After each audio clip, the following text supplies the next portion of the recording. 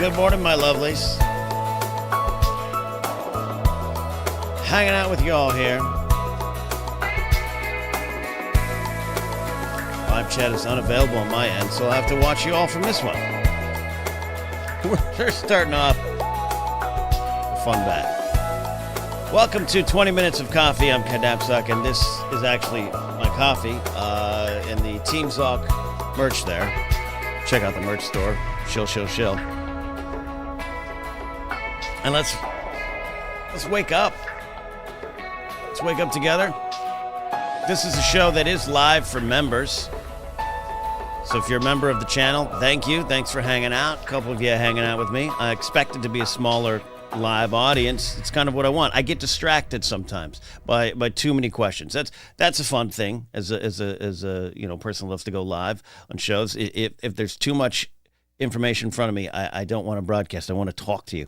So I decided, let's make it a member show, because I felt I owed some stuff to the members of my channel. I have had members out there for a while through the game streams, and I haven't followed up with my end of the bargain. You become a member of the YouTube channel, you get exclusive perks.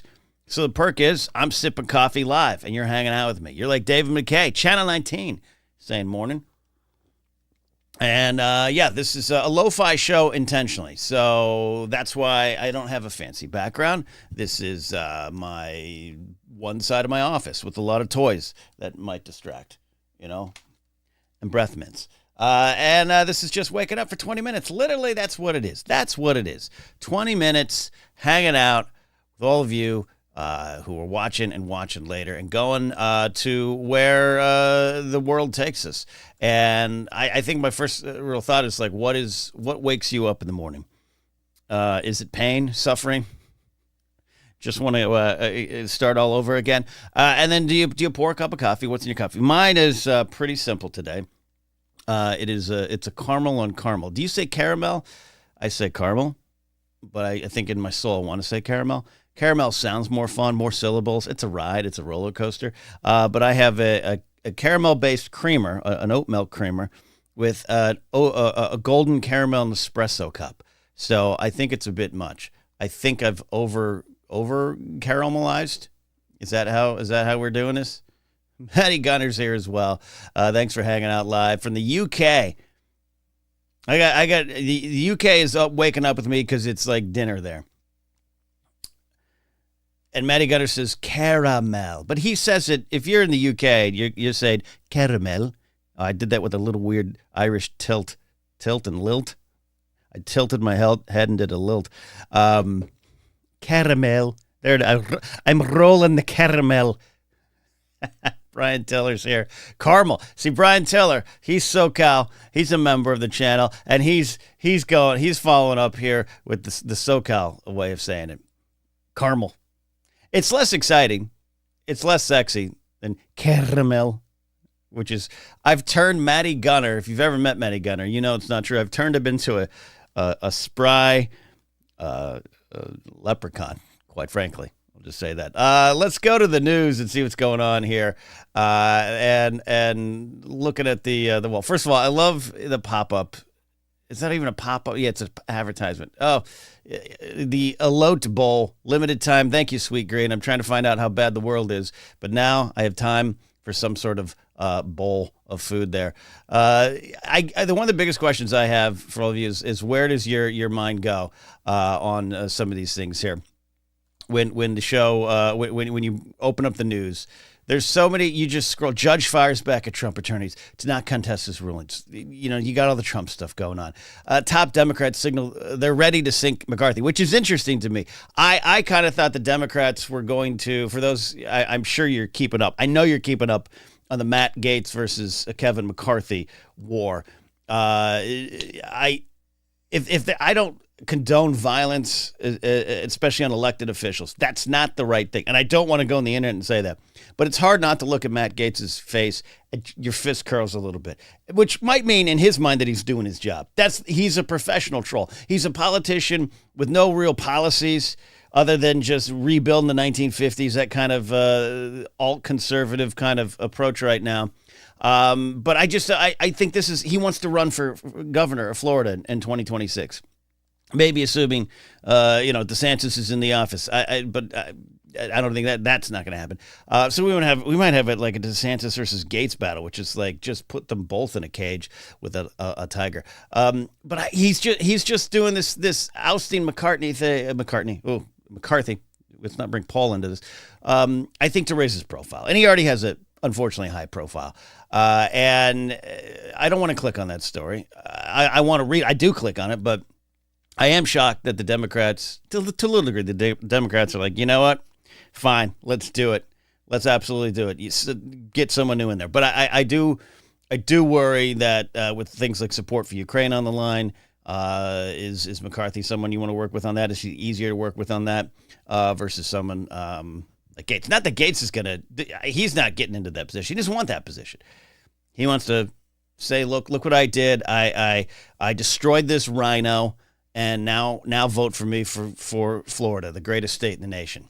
I think that's part of what is his game plan there. This is, but of all the things, and you look at Selena Gomez is singing with Coldplay. I kind of want to click on that. I've become a fan of Selena Gomez. I've always was aware of her, but become a fan of Selena Gomez thanks to Only Murders in the Building.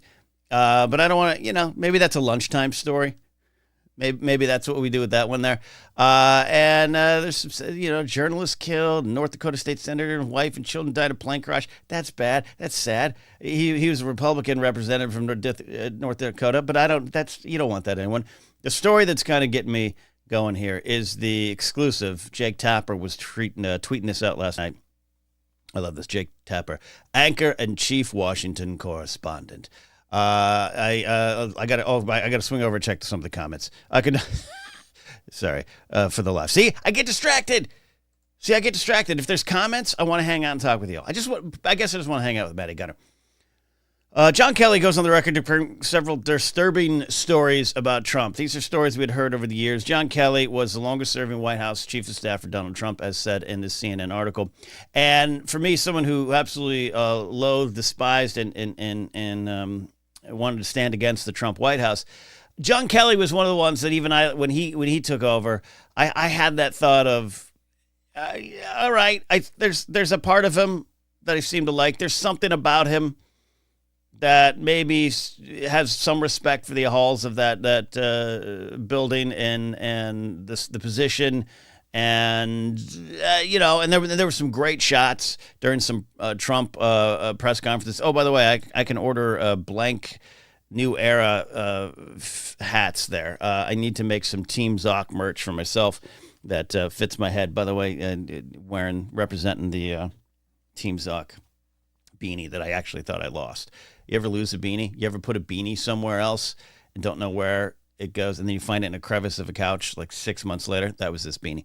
But you know what I mean? Like, Kelly had a little bit of decorum, maybe. And there was those great shots of John Kelly during some press conferences just having that, like, kind of like the Fauci face of the book.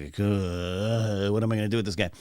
But so he comes out, and there's these stories that we had been dealing with and hearing about Trump, things that said behind closed doors about U.S. service members and veterans. And somebody said publicly stuff about John McCain, calling him a loser. Losers get captured.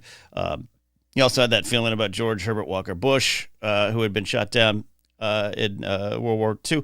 And so we'd heard some of it was fact. But John Kelly comes out and says, what can I add that has not already been said? Kelly said, when asked to weigh in on his former boss in light of recent comments made by other Trump officials, you have Casey Hutchinson going off, got people writing books. What's the mustache guy, who has a 1957 mustache in 2023? He wrote a book. A person that thinks those who defend their country in uniform or shot down or seriously wounded in combat or spend years being tortured as PWs are all suckers because, quote, there's nothing in it for them. A person that did not want to be seen in the presence of military amputees because it doesn't look good for me. A person who demonstrated open contempt for Gold Star family, for all Gold Star families on TV during the 2016 campaign, and rants that our most precious heroes who give their lives in America's defense are losers. losers, and shouldn't visit their gays in France. A person who's not truthful, man, he had a lot to say.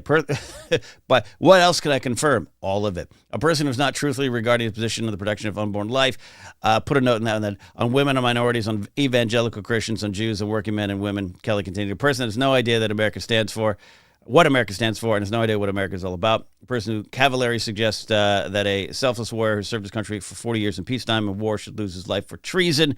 This is what General Miley. An expectation that someone will take action. That's the scary stuff there. A person who admires autocrats and murders dictators. A person who has nothing but contempt for our democratic institutions, our Constitution, and the rule of law. There's nothing more that can be said.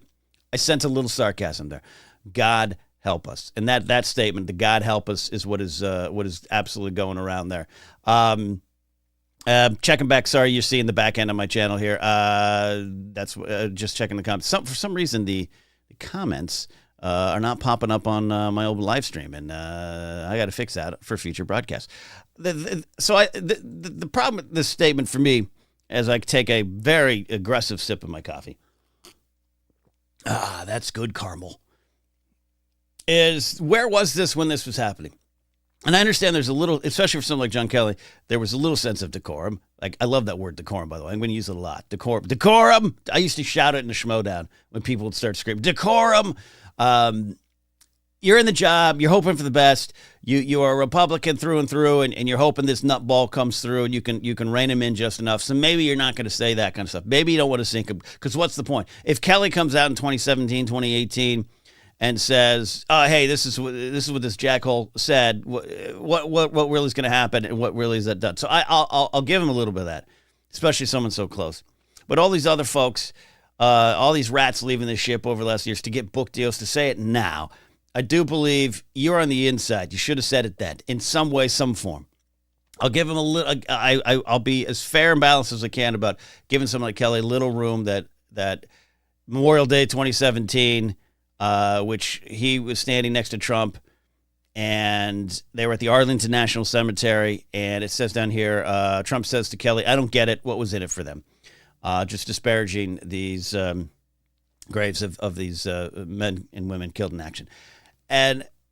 But the problem I have with this, it's so retroactive that this doesn't change anyone in my family's opinion about Trump. If they already love him, they love him. Okay, as I'm thinking on my feet here, I do have some family members who are finally in 2023 pulled off of the campaign for Trump, who are no longer interested in having him there. But they still want people who have Trump's thoughts, that just say them in a better way. And that's what I think some of this is about Kelly. I have respect for John Kelly, I actually do, but digging into his statement, a person who is not truthful regarding his position on the protection of unborn life, on women and minorities, on evangelical Christians, on Jews, on working men and women. There's some good in that statement for me, but it's a big put a pin in it red flag of, I think he's saying, and what you tell me in comments below, I think John Kelly say that Trump is probably more pro-abortion than he would say. And he's at times been, it seems, open with that to a degree, as much as the Don can be, but that he's not in line with the actual base, that the base wants the protection of unborn life, which is their way of phrasing this to take away the right to abortions, which at times and a lot of times is healthcare. So that shows that this is an insight to me of folks like Kelly and people like Kelly who are just they don't like Trump, but they do like the platform. They do like what's going on, and I think that's what we got to start digging in on. I think that's where the work's still done. And I got asked directly by a family member, I just don't get it. Why don't you like DeSantis? And I had to go on a not a rant, but I had to go on an honest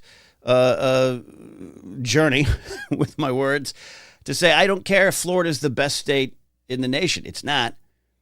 I don't care if DeSantis has economic policies that might work for Florida or even our country. I don't care that you like his tough as nails view on border patrol and border safety. It is a nuanced issue. It is a concern for the country. How we deal with it shows our character. I stop at the anti-woke thing, and I stop there. And I stop there as someone who's actively trying to take away the rights of others, or actively trying to pour gasoline on a culture war around the word woke, which is something that is just has become almost parody at this point. And that goes back. So I had to tell this family, that's why. I don't care about everything else. I don't care about your tax policies if you are against the rights of transgender people to live and exist in this world as they see fit, as they see themselves. Then we don't have a conversation after that. But this Kelly comment, which is now, years late, it's good. It might change some minds now. Is there someone sitting at home sipping their own coffee going, oh, John Kelly didn't like him. Maybe I won't like him now. Forget the fact that he's on trial, 91 counts, might be running, for office from prison, and not in the Eugene Debs way, but like actually in there for a legit reason. But maybe I'm waffling. Yeah, if there's value in those comments, then I'm good with that. I guess. That is what I went to bed thinking when I was looking at John Kelly. So that's how I start my morning. Intense. Screaming at politicians from the back of a coffee cup, which isn't always productive. And I have become way more. And I know, by the way, I could see on the screen my camera seems to have moved, which means you're not seeing my face as much. So you got to start your day with my face, huh? I got to be careful though. That camera will sometimes short out. As scary as the world is right now, and as frustrating as the world is right now, do take some time to find something lighthearted, find something that will make you laugh, and don't get too overwhelmed by this stuff. Be engaged, connect, worry, but occasionally, you might want to click on the Selena Gomez story. And I don't want to, I got to mute this as fast as I can. There we go. I don't want any kind of thing. Take a moment to sip your coffee and see what Selena Gomez is doing. I think that's the lesson we have here today. Check in on celebrities. Check in on Taylor Swift. Who's she dating? That's fascinating. We have about a minute or two left here in 20 minutes. First episode of 20 Minutes of Coffee. The whatever the hell is going on with the NFL actually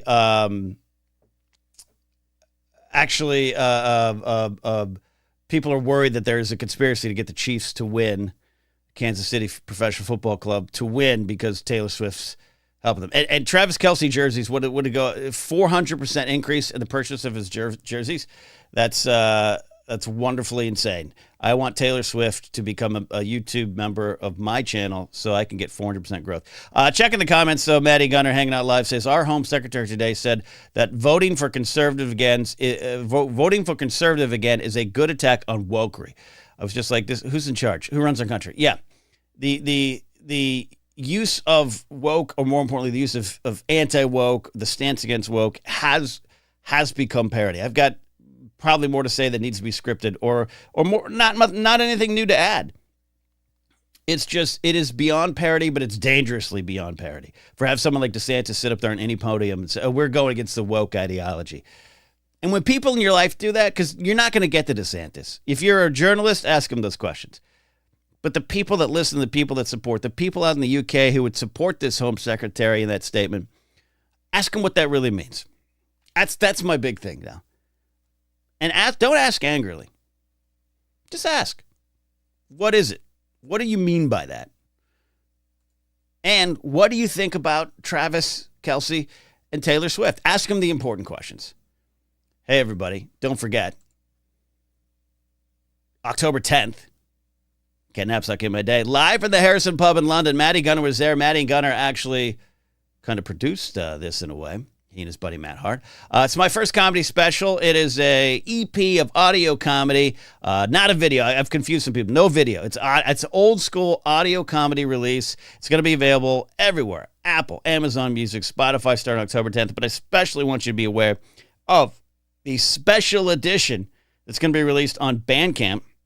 That's right, Bandcamp. Go to kennapzok.bandcamp.com. Get a special edition. Has a exclusive interview, Ken Napzok on Ken Napzok, and bonus content. That's right, bonus content. A set that I did in San Diego and had a lot of fun doing. So special shout out again to Matty Gunner watching live, who absolutely made that possible. He made my dreams come true. Matty Gunner, you make my dreams come true. All right, let's not do that. Hey, that's the first episode of 20 Minutes of Coffee. I look out of the side of my eye at you, sip some. This is how I start my day. I think I'm going to the zoo today to just walk around and write a song. I'm going to write some poetry, some lyrics at the zoo today in front of the otters, get a vegan hamburger. The LA Zoo is a great vegan hamburger option, and I think that's my day. What's your day? Let me know in the comments below. Again, if you want to watch live, you want to hang out like David McKay, Brian Carmel Tiller, or Matty Gunner out there fighting the good fight in the UK, you can become a member of the channel. This is not going to be a daily show. You're going to get 1 to 5 episodes. There might be a week where I do go every morning. There's going to be some weeks because of travel. Next week I'm in New York with Mark Ellis for comedy. You could probably get one show. But exclusive, hang out with me in the live chat as we talk, as we get our day started. At least I do here on the Pacific West Coast. See you all next time here on 20 Minutes of Coffee.